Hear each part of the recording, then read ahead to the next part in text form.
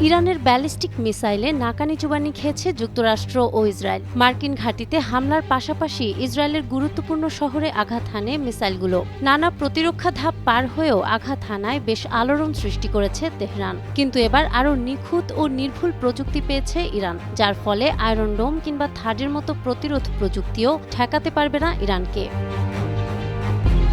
সম্প্রতি ইরানের লোরেস্তান প্রদেশ থেকে উদ্ধার করা হয়েছে একটি অবিস্ফোরিত মার্কিন GBU-39 স্মল ডায়ামিটার বোম। ইরানি সংবাদ মাধ্যম IRIBর তথ্য মতে বোমাটিকে নিরাপদভাবে ডিফিউজ করার পর IRGCর কাছে হস্তান্তর করা হয়েছে।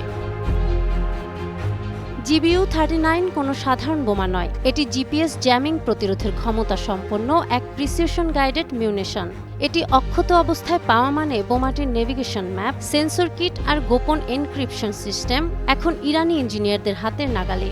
বিশ্বজুড়ে প্রশ্ন উঠেছে, তেহরান কি এবার তবে রিজার্ভ ইঞ্জিনিয়ারিং বা উল্টো প্রকৌশলের মাধ্যমে পশ্চিমায় প্রযুক্তি বের করে ফেলবে?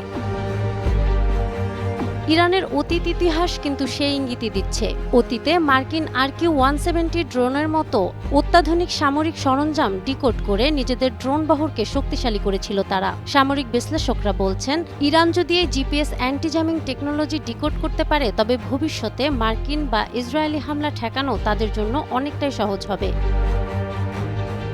নাহার বৃষ্টি, টাইমস টুডে।